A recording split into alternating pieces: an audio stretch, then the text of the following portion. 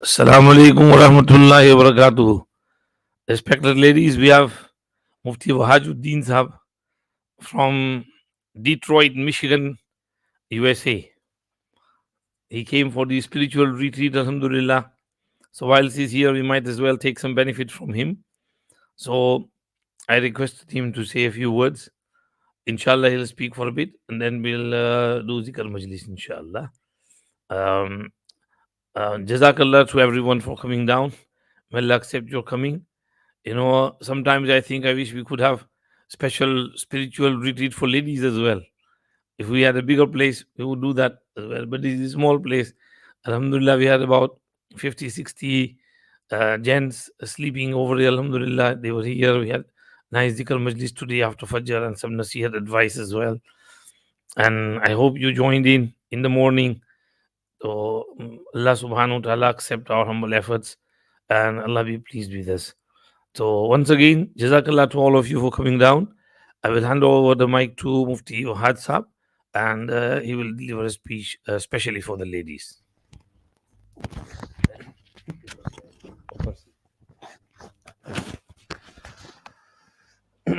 الحمد لله رب العالمين والصلاة والسلام على سيد الأنبياء والمرسلين حبيبنا وحبيب رب العالمين أما بعد فأعوذ بالله من الشيطان الرجيم بسم الله الرحمن الرحيم ومن آياته أن خلق لكم من أنفسكم أزواجا لتسكنوا إليها وجعل بينكم مودة ورحمة إن في ذلك لآيات لقوم يتفكرون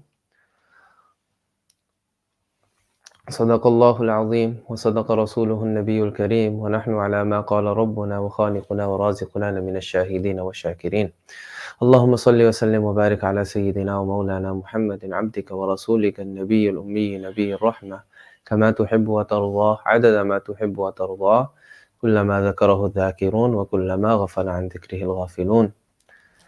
Respected sisters, Assalamu alaikum wa rahmatullahi wa barakatuhu. Jazakallahu khairah for giving me the opportunity to share some words with you. A person is influenced by wherever they live. They see the things going on around them. So certain things that I observe in America, I thought I'd share with you. Perhaps these problems, these fitan, have emerged in the UK. Or it could be that, alhamdulillah, you're protected from them. But regardless, even if you're not afflicted, even if this fitna is not taking place over here, we should be on guard because efforts are always going to be made to bring fitna upon the religion of Islam. We see that there's a great effort being done since the end of the Second World War to try to break down the family unit. And the breakdown of the family unit has led to all sorts of different problems. There's a book written by a Christian lady, not a Muslim lady, but a Christian lady. It's short and it's worth a read, about maybe 100 or so pages. It's called Primal Screams. The book is called Primal Screams. In this, her contention, and she brings a lot of academic proof for it, is that the whole breakdown of society that's occurred today, where we have LGBT fitna, we have the depression epidemic, where we have families who don't speak to each other, children who are cut off. She said this can all be traced back to the introduction or the mass availability of the birth control pill, right? She said when this was introduced, people were allowed to engage in fahsha, in zina, without any sort of consequences. The result of that was a breakdown of the family structure, right? There was a breakdown of a family structure so that women would say they don't want to get married, they don't want to have children. Then they'd have children at a later age. So now it's only child system. Or many women say, I don't need a man. And what would happen is that they would, at a later age, they would go through IVF and they would just go to a sperm bank and they would become a parent, they would become a mother in that way. Every year in America, 60,000 children are born like this who have no idea who their father is. Every single year, 60,000.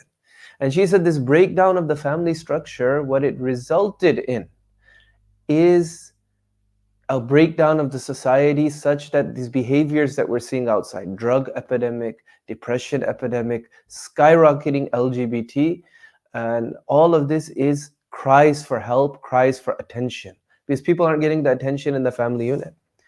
And we can see this concept is found in the Quran. In Surah Al-Kahf, Allah subhanahu wa ta'ala, every ayah of this surah teaches us how to protect ourselves from fitna, from the Dajjali fitna. Yes, the Dajjal, he'll come whenever he comes, but preceding him, there will be fitnas that emerge such that the conditions are ripe for him to arrive. And so, if you look at the different ahadith regarding this surah, some say that if you read the first 10 ayahs, it'll protect you from the Dajjal.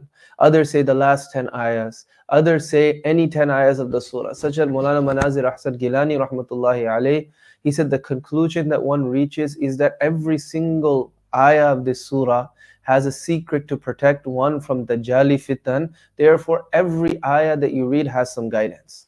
So towards the end of the surah, Musa alayhi salatu was salam and Khizr alayhi salam, their story is mentioned. And Khizr alayhi salam, he does three things that confuse Musa alayhi salatu was salam. And Musa alayhi salam was told not to ask, but he couldn't help himself, and he asked each time, because a Nabi cannot stand to see the Sharia disobeyed.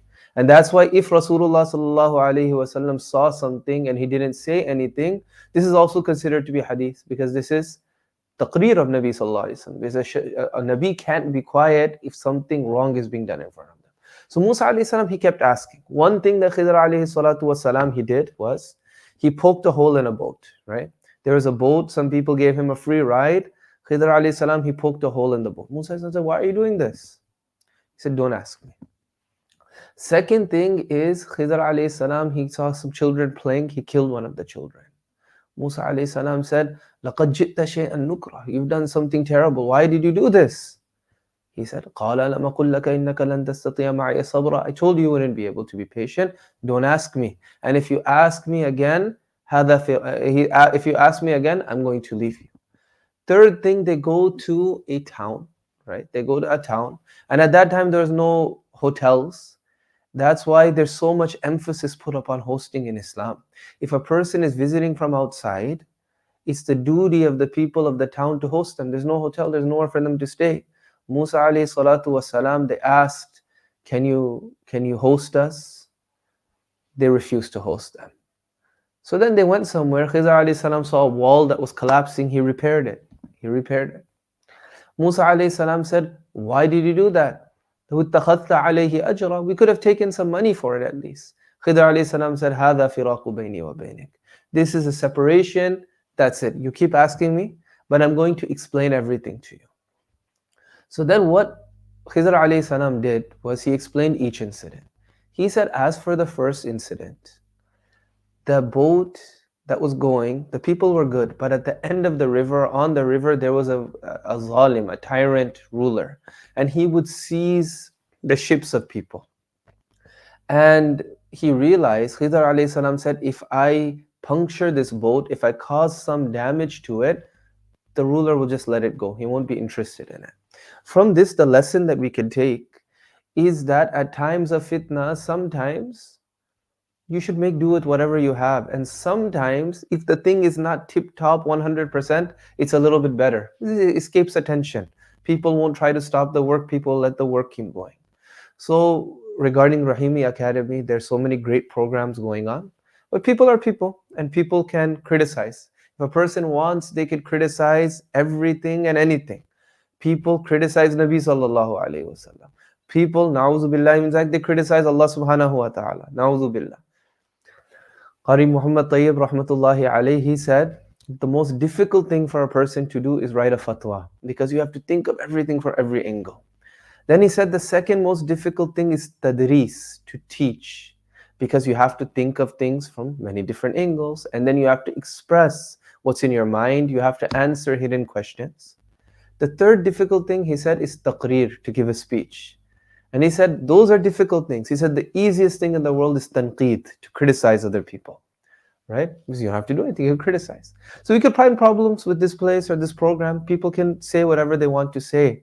However, Look at what's happening. People are being saved from fitna. And sometimes when something is not all that, but the work is underway, this is the thing that's needed in the time of fitna. As opposed to something, it's a huge program, everything is 7-star, authorities will start to notice, people will begin to get involved and insert politics and everything. May Allah protect.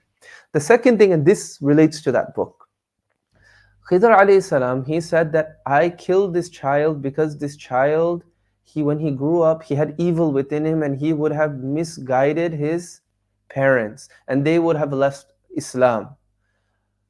فَأَرَدْتُ, so he said that I was going to فَأَرَادَ رَبُّكَ أَن يَبْلُغَا okay. يبلغ أشدهما ويستخرجا دوسرا بچہ کا فأردنا أن يبدلهما فأردنا أن يبدلهما ربهما خيرا منه زكاة وأقرب رحمة. That Allah subhanahu wa ta'ala, He intended that this child be swapped for another child, and this child has two qualities. One quality is that this child is more pious. Piety is something that's needed to protect yourself from fitna. خَيْرًا مِنْهُ زَكَاةٌ. But the second thing, وَأَقْرَبَ رُحْمَةٌ, better in maintaining family relations.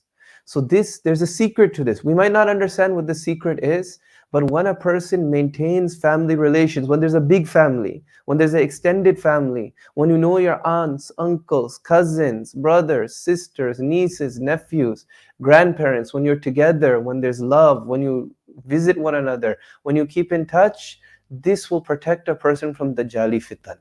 Right? There's a secret in this. And when the family structure is broken down, what happens? You see all of the fitnas around us. The third thing is فَأَرَادَ رَبُّكَ أَن يَبْلُغَا أَشُدَّهُمَا وَيَسْتَخْرِجَا كَنزَهُمَا. What happened is there were two orphan boys and their father had passed away. And he had left some treasure for them under this wall. Khidr alayhi salam realized that if the wall, if it collapsed and these children were young, people would take all of this treasure and wealth. So he went ahead and he fixed it.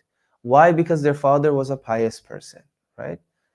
فَكَانَ أَبُوهُمَا صَالِحًا. The father was a pious person, so Khidr alayhi salam, he fixed it so that they could benefit later on.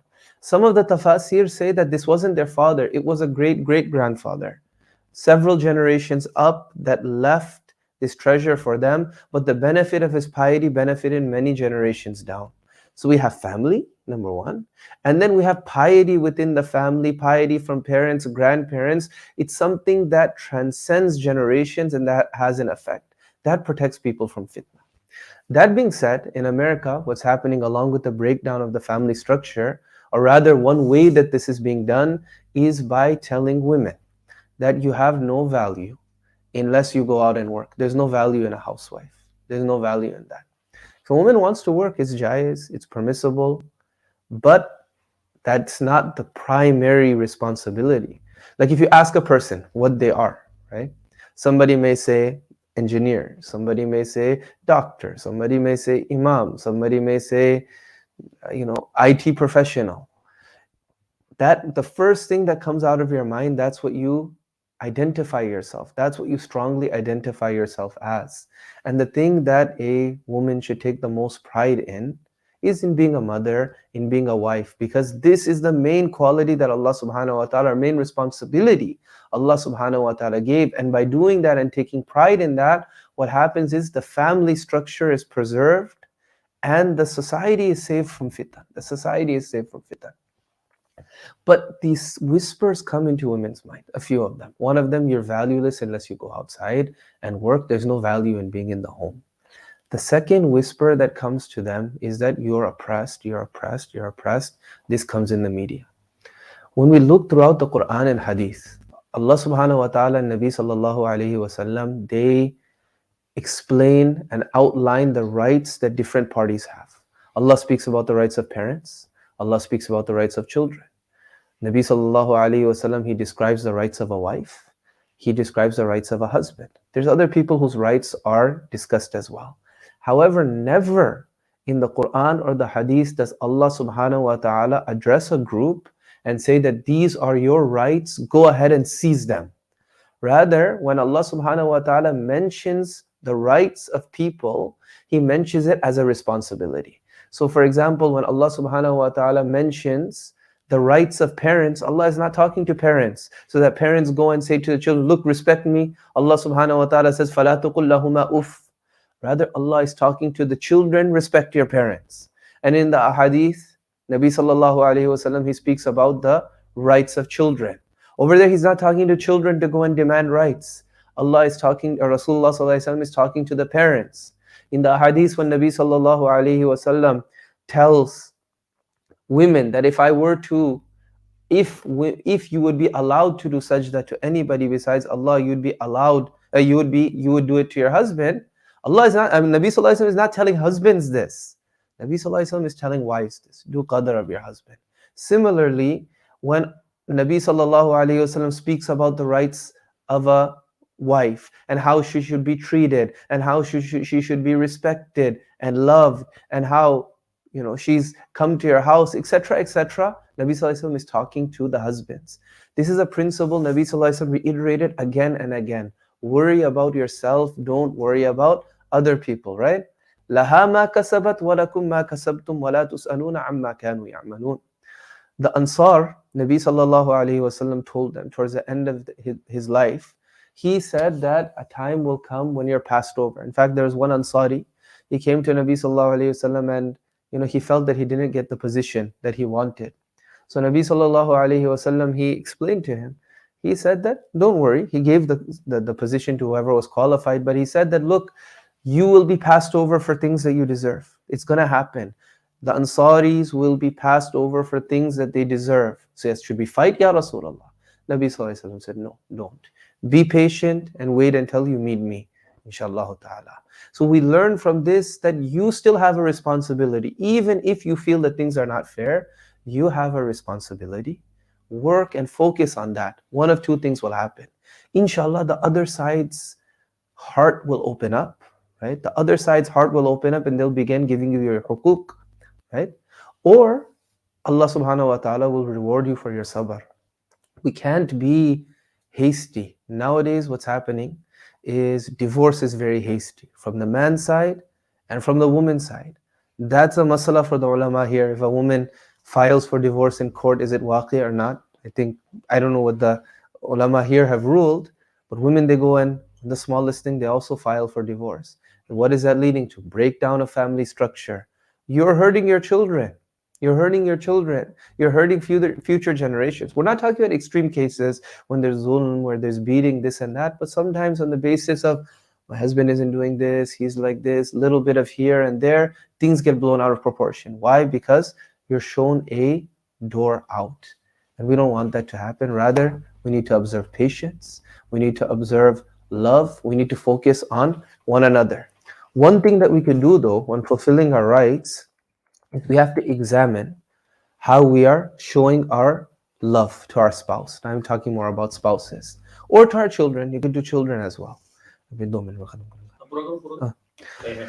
a book. It's written by a non-Muslim as well. Sometimes I mention these things. Why? Because Nabi sallallahu alayhi wasallam said, Al-hikmatu dhallatul mu'min. That wisdom is a lost property of a believer. Wherever you find it, if you find your own thing that's lost, you don't have to ask anybody. You could pick it up. And then when you examine and when you think about some of these things, it's not that a non-Muslim has come up with something great or unique. Rather, what they've done is they've explained concepts that were actually found in Nabi sallallahu alaihi wasallam's life. They just tapped into these. They didn't know it was from Rasulullah sallallahu alaihi wasallam, but they happened to mention certain things. But the reason that they work is Rasulullah sallallahu alaihi wasallam, he displayed them. So there's a book called The 5 Love Languages. It's a very good book. I know Hazrat, he recommends a book, Men are from Mars and women from Venus. Women are from Venus and men are from Mars. There's another book like that called The 5 Love Languages. It's a really, really nice book. What the author does is he said everybody has a love language that they communicate in.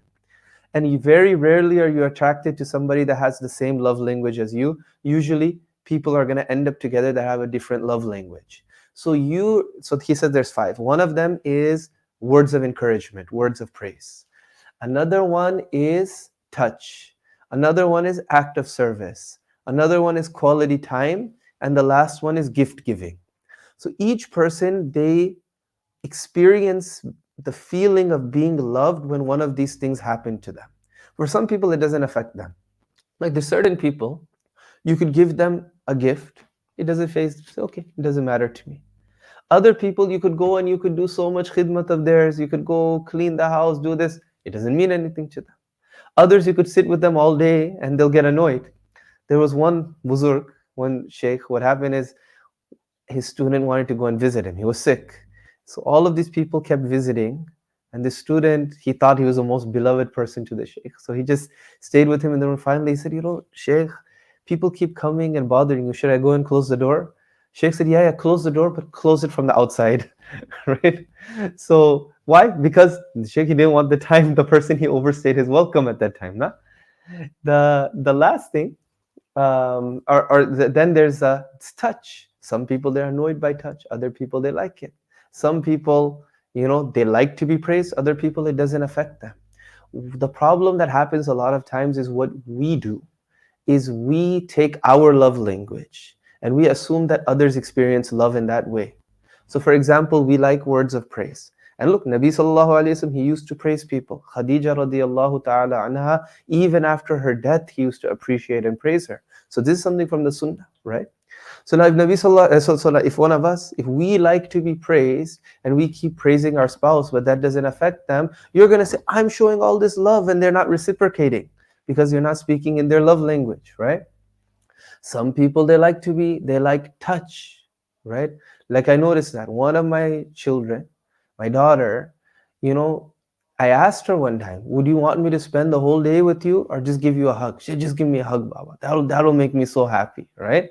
Because that's her love language, touch, right? Now, if you touching your spouse and that's not their love language, then okay. Then you have to, say, I'm showing all this love, they're not reciprocating. Third thing is gift giving. Nabi Sallallahu Alaihi Wasallam said, tahaddu tahabbu, give gifts, love will increase. For some people, that's not the only way of increasing their love. So what happens, you're giving gifts, and they're not feeling, why are you spending my money, right? Like, I'm the one that's working and you're buying me gifts with my money, why are you doing that, right? And that's why it doesn't lead to what you think that it will lead to. And then there's those other things as well. So we have to, observe our spouse as well, observe our children as well, see what their love language is, try to tap into that. That's part of fulfilling our responsibility as a spouse, as a parent. May Allah subhanahu wa ta'ala allow us to value our role. May Allah subhanahu wa ta'ala make us people who fulfill our responsibilities. Look, Islam believes in equality between men and women, just like the Western society claims to believe in equality. But Islam's equality is a balance. It's an exchange of rights and responsibilities. For every right that you have, there's a corresponding responsibility, right? And one of the rights that women have, الرِّجَالُ قَوَّامُونَ عَلَى النِّسَاءِ, is that they listen to the husband or they listen to the father, and the husband has to take care of them, right? And if they don't, Allah subhanahu wa ta'ala will take them to task, right? The Western society, it calls equality being the same in everything. If you have this right, then I must have the very same right. Islam is not qail of this, and Islam does not have to adopt this. Rather, we say at the end of the day, if you balance the men's rights with the women's rights, they won't be the same, but their weight is going to be the same. And if you balance the men's responsibilities and the women's responsibility, at the end of the day, they're going to be the same. May Allah subhanahu wa ta'ala put love in all of our homes, in our marriages, in our children. May Allah subhanahu wa ta'ala protect us all from fitan. May Allah subhanahu wa ta'ala allow you all to understand and realize that you're doing the most important work, and in reality you're saving a whole generation in the society from many fitan. Allah subhanahu wa ta'ala give all of us barakah in our lives and accept all of us. Wa akhiru da'wana alhamdulillahi rabbil alamin.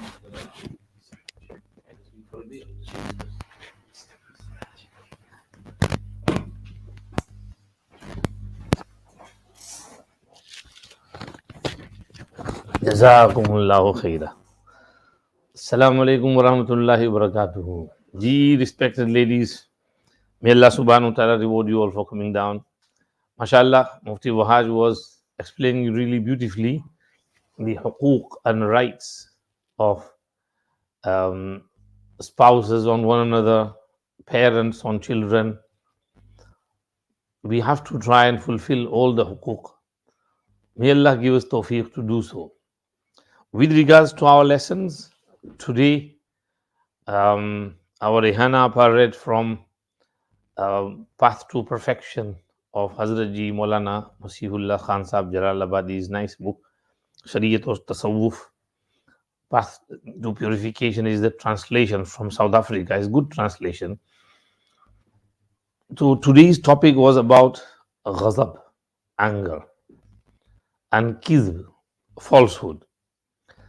So with regards to ghadab, anger, what is anger and what type of anger is good and what is bad, and what is the cure for bad anger? Tasawwuf teaches you everything.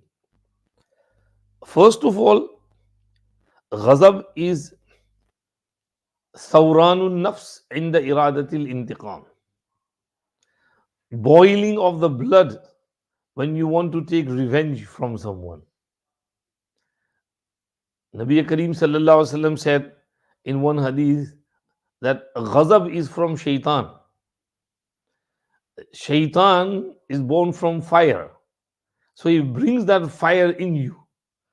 Do you not see the ears and the cheeks getting red? Because the blood is boiling and is pumping in his heart. And then you're shouting and screaming and trying to get your out on the other person. And this is the reality of ghadab. Now, Allah subhanahu wa ta'ala has kept ghazab, anger, in people, and He has instructed it with the ilaj of the anger as well. Now, firstly, why did Allah subhanahu wa ta'ala keep ghazab within human beings, men and women, young and old? Even children sometimes get angry as well. Because ghazab is needed. Sometimes you need to get angry. If you're just a dodo, then you'll be run over. People will run over you. So to defend yourself, you have to show a bit of grit. You know, Hazrat Maulana Ashraf Ali Thanvi Rahmatullah Alayhi writes that this Buzurg, he used to have interaction with the animals as well. He could understand the language of the animals like Sulaiman alayhi salam used to do. So there was this snake who came and said to Sheikh, I want to get bayat to you. Sheikh said, okay, you can get bayat to me, but one condition, you can't bite anyone. So snake said, okay, I won't bite anyone. So he took the bayat of the snake, and after some time, the snake came to see the Sheikh again, and he was really weak and frail. So Sheikh asked him, what happened to you? He said, but you told me not to bite anyone, so everybody is beating me up, everybody hitting me, and I have to control myself. I can't bite anyone. So Sheikh said, I told you not to bite anyone, but you can, put yourself up and jump and run at them. There's no harm in there. Show your anger. I said, okay, I'll do that. So sometimes, you don't bite them, but you show who you are, because there is need to do that.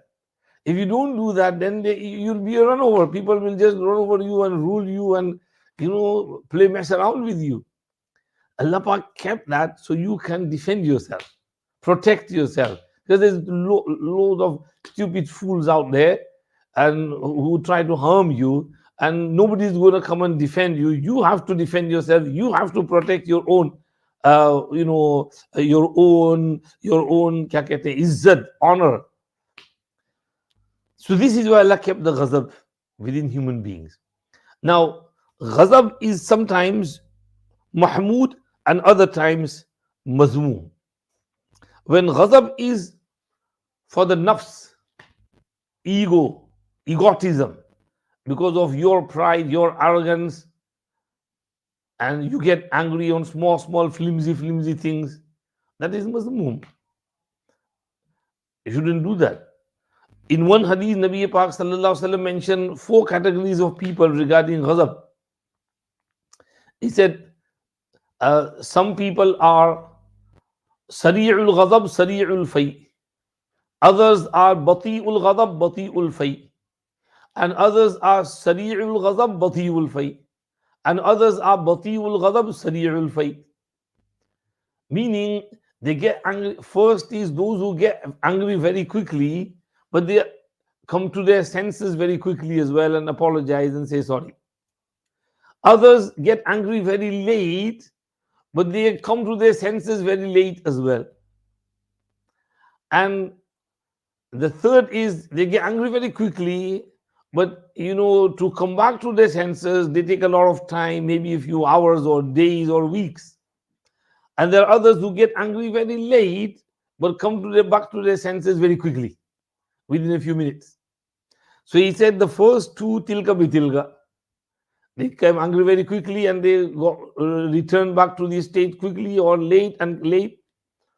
And the third one is really bad, where you get angry very quickly, but you're very late in getting back to your senses.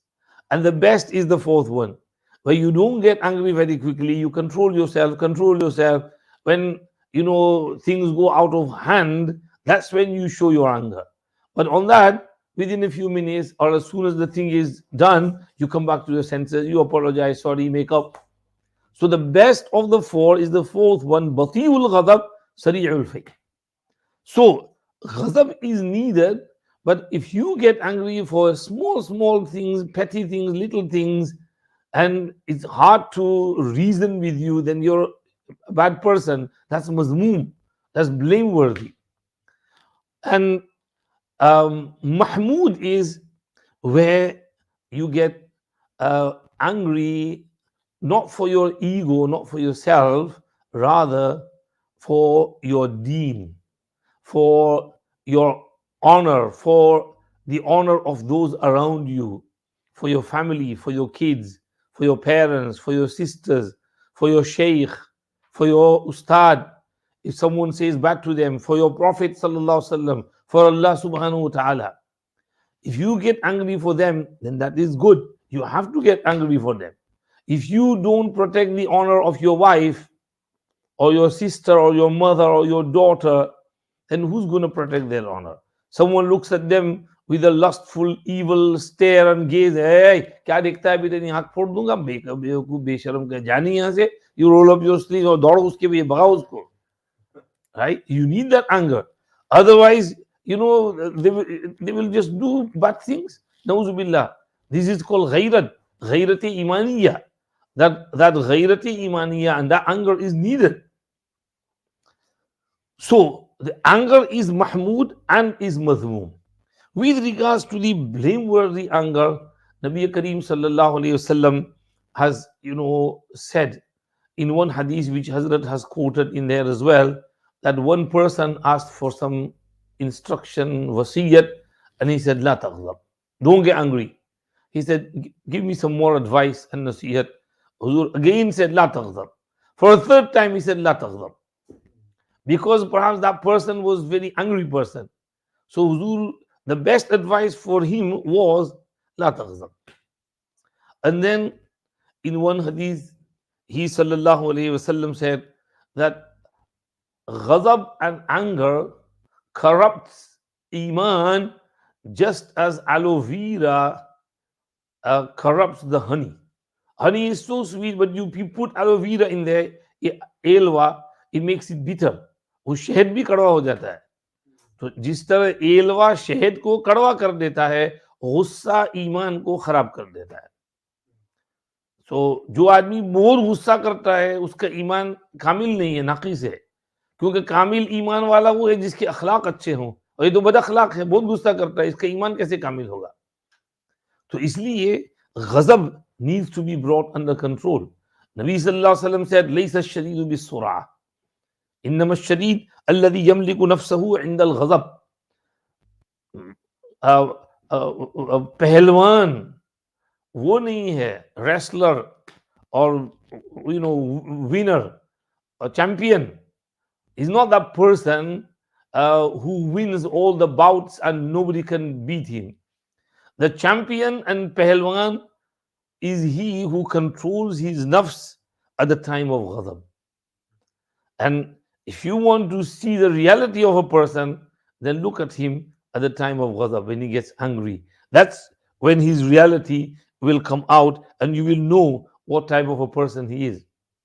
Imam Ja'far as-Sadiq rahmatullahi alayhi said, Al-ghadab miftahu kulli sharrin. Ghazab is the key to all evils. In one riwayat, Khaysama says that Shaitan says, كيف يغلبني ابن آدم وإذا رضي جئت حتى أكون في قلبه وإذا غضب طرت حتى أكون في رأسه. Ibn Adam cannot defeat me. When he's happy, I enter his heart. But when he's angry, I fly to his brain and I just play around with his brain. This is why one Sahabi got really angry. Nabi Kareem Sallallahu Alaihi Wasallam said, I know something which if he says, his anger will subside. A'udhu billahi minash shaitanir rajim. So shaitan enters your brain, flies to your brain, and then he just messes around and plays around with your brain. So in anger, shaitan gets the better of you. You're out of your control. You're in the control of shaitan. Most of the time, talaq takes place due to anger. Then they give 3 talaqs and then come say, Maulvi Sahab, मेरे को गुस्सा में तलाक दे दी ले तो गुस्सा में तलाक नहीं प्यार मोहब्बत में तलाक देता है कोई वैसा कह रहा है I love you so I'm going to divorce you.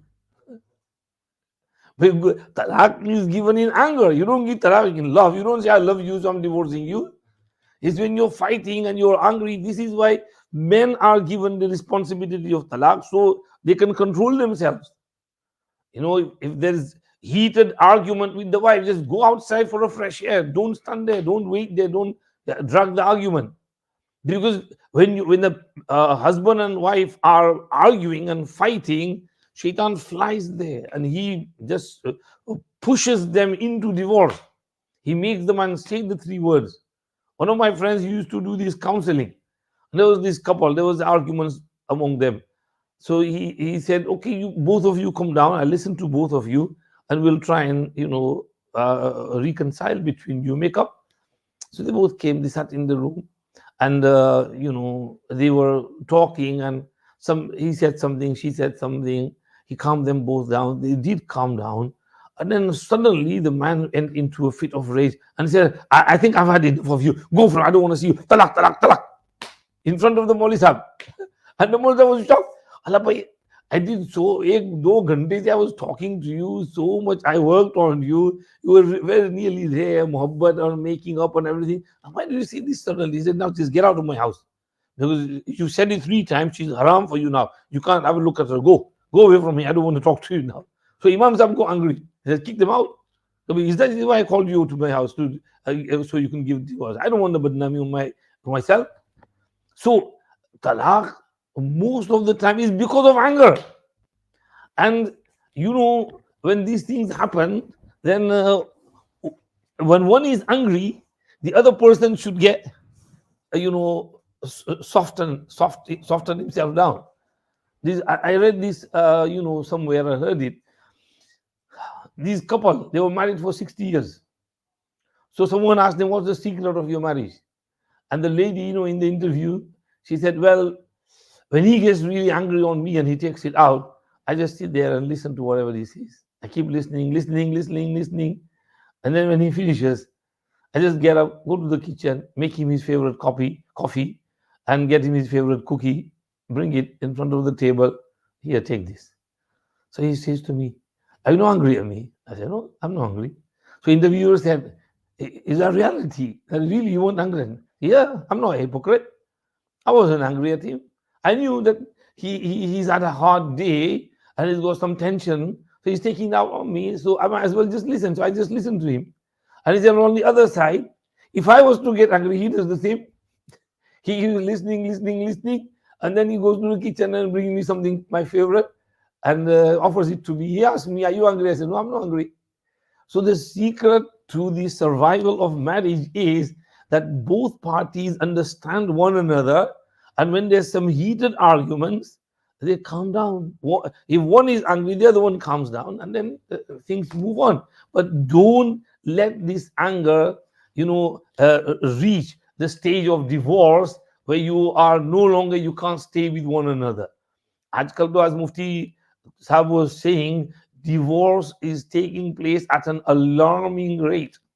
Ziri zara zara si baat par divorce. Yesterday that Maulana Bilal Sahab mentioned in his bayan that this person was going to go to the United Liverpool match, and his wife, washing her clothes, accidentally put the Liverpool ticket inside the washing, and it was all washed away. So he couldn't go to the match. So he got so angry that he divorced her. He said, "It was my favorite match. I was going to go to the match, and you blew my ticket away. I can't go now. I go. I don't want you. You are divorced." Just for this, itni baat ke liye divorce kar diya. So there's no patience. There's no sabr. भाई चलो माफ कर दो, हो गया जो हो गया, क्या मिस्टेक हो गई. हमारे मौलाना गुलाम रसूल बोरसदी साहब रहमतुल्लाह अलैह वहाँ जामिया हुसैनिया में शेखुल हदीस थे. तो अब वहाँ इंडिया में तो तनख्वाह भी बहुत कम है, वेरी लेस तनख्वाह, वेरी लेस वेजेस, बेचारे surviving just around. Now one क्या कहते हैं, ऑयल का वो डिब्बा है, tin oil cooking oil dabba. So it's very expensive. So you bring it and they use it for 2-3 months. Now one day Hazrat Maulana came from madrasa after teaching, and as he entered his house, his wife was there crying and sobbing. And I said, "Begum, kya hua? Begum, what happened?" तो kitchen में पका रही थी, पता नहीं वो पाँव लग गया और वो तेल का डिब्बा जो है वो गिर गया और सारा तेल बह गया. तो हजरत मौलाना से, "अरे इसमें क्या रोने का? अरे बेगम, तुझ पर पीपा के पीपा कुर्बान. इसमें रोना क्या है? तुझ पर पीपा के पीपा कुर्बान. वो पीपा यानी drum. And I can sacrifice drums and drums of oil for you. Don't worry, we'll get another one. Forget it. Don't cry, don't cry, don't stop crying." And she felt really nice. I thought he was going to get really angry on me, but Hazrat was Hazrat. He was Sheikhul Hadith. He was teaching Hadith Sharif there. How could he get angry on this? Oh yeah, maaf. So in moments of anger, you should be a man and control your anger, and don't let your anger reach the stage where you end up in divorce. You know that hadith that Shaitan puts his arsh and throne on the sea, ocean, water, and his battalions and armies come and give their accounts of their mischief and whatever facade they had made. He listens to everything, and he keeps, listening until one lame shaitan comes and he says, "There was this couple and I worked on them really hard until I made the husband divorce her." And shaitan jumps up and he hugs him and he says, "Ni'ma anta." This is in Muslim riwayat. "You are an excellent shaitan. You did the best thing." And he said, "Why? Why?" Ulama discussed this. Why, Shurrazi? Because when there's family breakdown, there's not just the divorce between the husband and wife, there's kids involved, there's families involved, and then these drags on, and there's fights, and there's ghibats, and slandering, and accusing, and tohmat, and this and that. I remember one couple, they broke down, right? And they didn't have any children. And the wife accused the husband that he's eunuch. He can't sleep with me, he can't have children. And she went around, and in the whole town, he blamed the person. Bichara, that person was innocent, right? But that was not the case. She was lying. She was accusing him. And then she demanded divorce and everything. He said, "Okay, he tried his best, but he couldn't divorce." Now he got married to someone else, and with that woman, he's got 2 kids. तो वो झूठी पड़ी ना कि भाई वो नामर्द है, वो सो नहीं सकता है, वो हम बिस्तरी नहीं कर सकता है. She was lying, and the lying was proven because he had 2 kids with the other wife. So why do this? Why accuse husband with something that's not there? So in ghussa and in anger, you do these types of things, and then you regret it. So in anger, how can you control your anger? Okay, there's ifrat, tafreet in anger. Sharia teaches us to control the anger. Um, for we'll just go over them now, finishing now, and then we'll have Dhikr Majlis. Number one, think of the reward for controlling the anger. وَالْكَاظِمِينَ الْغَيْظَ وَالْعَافِينَ عَنِ النَّاسِ وَاللَّهُ يُحِبُّ الْمُحْسِنِينَ. Who have these sifat are classed as muttaqeen. وَعِدَّ لِلْمُتَّقِينَ الَّذِينَ يُنْفِقُونَ فِي السَّرَّاءِ وَالضَّرَّاءِ وَالْكَاظِمِينَ الْغَيْظَ وَالْعَافِينَ عَنِ. If you control your anger, you are a muttaqi person. So you want to be a muttaqi and you want to have the sawab of muttaqeen. Innal muttaqeen fi jannatin wa nahar. Innal muttaqeen fi zilalin wa uyun. Inna lil muttaqeen mafaza hadaiqa wa a'naba wa kawa'iba atraba. And all these virtues of taqwa. وَمَنْ يَتَّقِ اللَّهَ يَجْعَلْ لَهُ مَخْرَجًا وَمَنْ يَتَّقِ اللَّهَ يَجْعَلْ لَهُ مِنْ أَمْرِهِ يُسْرًا وَمَنْ يَتَّقِ اللَّهَ يُكَفِّرْ عَنْهُ سَيِّئَاتِهِ وَيُعْظِمْ لَهُ أَجْرًا. And the amazing thing is these three taqwa ayat are in Surah Al-Talaq. Allah Pak mentioned 3 times taqwa in Surah Al-Talaq to say that have taqwa in you, don't give talaq. Perhaps that's the indication Allah is trying to give. So, uh, think about the reward of controlling, suppressing the anger, control your anger. And think that Nabi Kareem sallallahu alayhi wasallam used to control his anger. I need to follow his sunnah. خُذِ الْعَفْوَ وَأْمُرْ بِالْعُرْفِ وَأَعْرِضْ عَنِ الْجَاهِلِينَ. Allah told him. And how he used to control anger, we need that hadith. That, some Bedouins grabbed hold of his shawl from behind and pulled him so hard that his neck was bruised and there was a bruise on his neck and he fell into the chest of the Arabi who pulled him so hard from behind. And then he said, Ya Muhammad, murli min malillahi alladhi indak, fa innaka tu'ti min malillah la min mali abika wala jaddik. Muhammad, give me some money from the money which you have from Allah, because you don't give from your own money or your grandfather's money or your dad's money, you give from Allah's money. If he was one of us, hey, मारता उसमें तेरी माँ की ऐसी तैसी, एक तो पैसा मांगता है फिर ऊपर ये गुस्सा भी कर रहा है.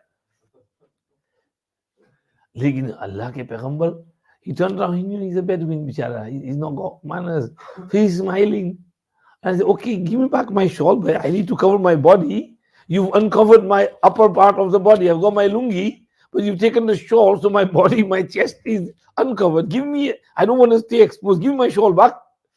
And then he said, Wallah, if I had dirham dinar equivalent to the thorns of these trees, I would spend all of them on you and distribute it. Then you don't call me a bakhil or kazoo or jaban. So look at how he controlled his anger. And there is one hadith in Musnad Ahmad which says that when a person suppresses his anger, Allah places a special noor in his heart because of that controlling of the anger. So you want that noor in your heart, control your anger and look after yourself. And then, so number one, think about the reward. Number two, think about the sunnah of Nabi sallallahu alaihi wasallam. And number three, at the time of anger, try and remain silent. One hadith in Musnad Ahmad from Ibn Abbas says, إِذَا غَضِبَ أَحَدُكُمْ فَلْيَسْكُتْ. If you get angry, then just shut up, stay silent, don't say anything, keep quiet. But the more you speak, the more anger will. And some foolish, stupid people, they just keep blah blah blah blah blah blah. Stop ही नहीं होते हैं. So if you don't stop, if you keep nagging, if you keep on that, then matters going to get worse. Finally, one hadith says, I told you, number 4, I told you about Auzu billahi minash shaitanir rajim. Anger is from shaitan. So when you get angry, read Auzu billahi minash shaitanir rajim. And number 5, one hadith says, if you get angry, then if you're standing, sit down. If you're sitting, lie down. Because man is created from soil, earth, mitti. And mitti is mutawazi', naram.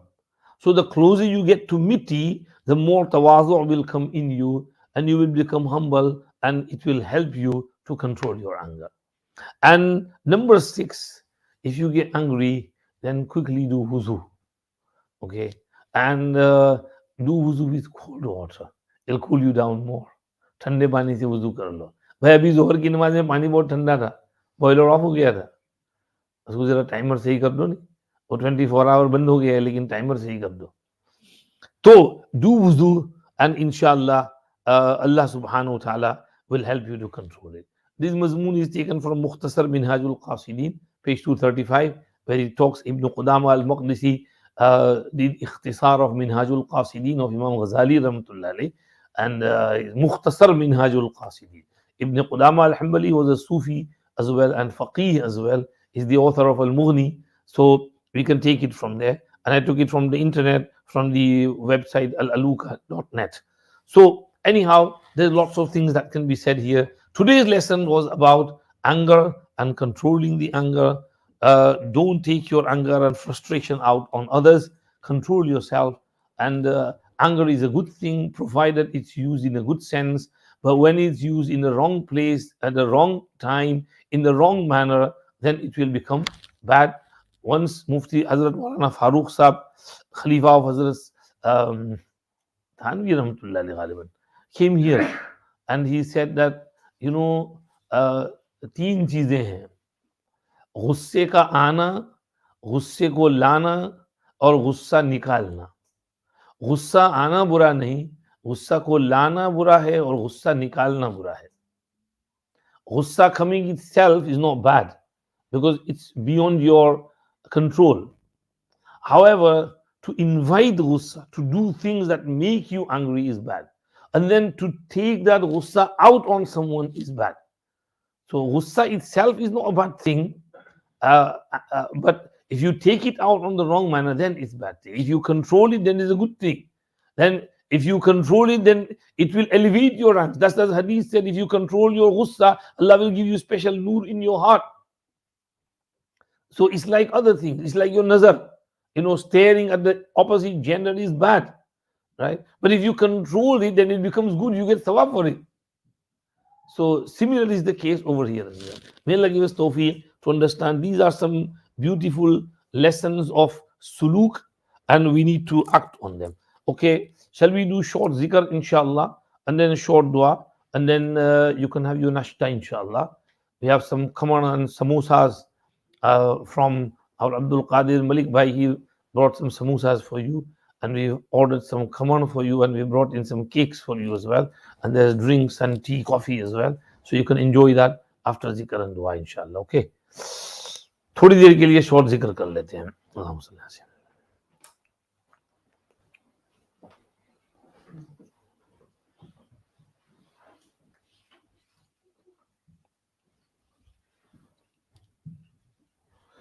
لا إله إلا الله سيدنا ونبينا وشفيعنا وحبيبنا وسندنا ومولانا محمد رسول الله صلى الله تعالى عليه وعلى آله وأصحابه وبارك وسلم تسليما كثيرا كثيرا.